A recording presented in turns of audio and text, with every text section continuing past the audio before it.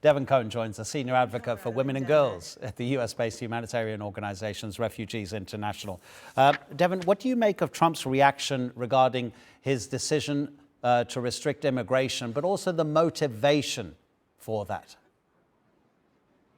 Well, certainly this was a tragedy, and we can all agree upon that. But his motivation is really about collective punishment.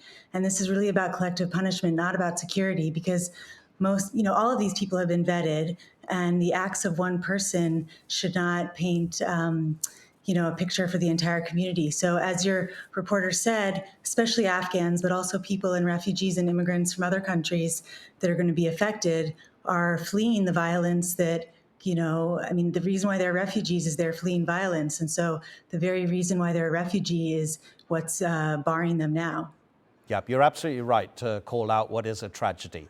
For that National Guard member to be killed while doing her job is a tragedy, but the fallout is going to affect so many people.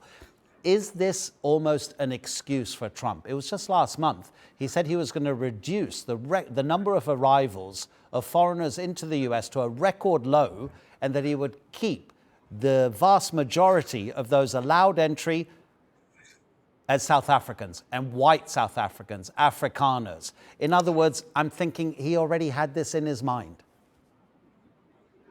Well, right, exactly. I mean, we all know that. And again, I think we can all agree upon that he always had this in his mind. He ran upon this platform of hatred towards immigrants.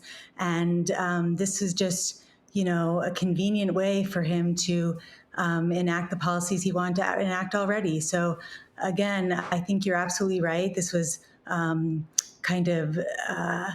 really serendipitous for him in some ways. And while I think he, amongst everyone else, really, again, agrees that this is a tragedy and feels for the family of these National Guard members, the fallout for many others, and many others who were service members for the U.S. Again, Afghans, many of them that came were working with the U.S. government. And that's not to say that one person can't commit a terrible act, but it is to say that we owe a lot of these people something, and we owe them some security because we've promised it.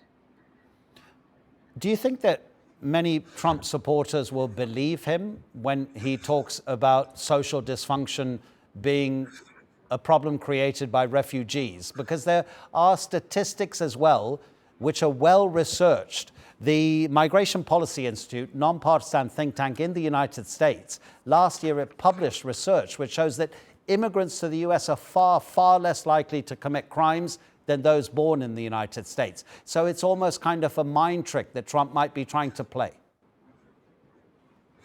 Well, I think Trump has certainly played a lot of mind tricks, and that's part of his MO, is to play mind tricks and gaslight us into thinking that, facts that are the case are not the case. And so just like what you said, the research shows that natural-born citizens are far more likely to commit crimes than immigrants, especially immigrants that are fleeing violence. Again, they're fleeing their countries that they cannot stay in, they cannot be safe in. They've been vetted, and the last thing they want is for certainly something like this to happen. But also the last thing they want is to be in the crosshairs of U.S. immigration authorities, or be doing something wrong by virtue of the U.S. So they are happy to be here, and just because the actions of one person are horrible and have whatever motives they have, that is not, they shouldn't be, an entire community should not be painted with a broad stroke because of the actions of one person. So yes, I think Trump likes to play mind tricks, and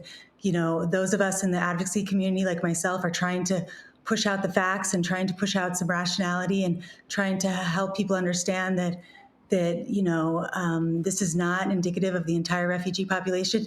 And actually, the refugee population has been one of the safest populations that's ever come into the U.S. and has provided a lot of benefits to the U.S. And we are going to lose those and lose the notion that this country is a country of immigrants, and that immigration really, that we stand by our word when people get green cards, when people are naturalized as citizens. I mean, he's even trying to revoke naturalization from some people. And so I think his fear tactics are being used as strongly as ever right now, which I think is incredibly unfortunate given this unfortunate situation. Devon Cone, thank you for spending time with us.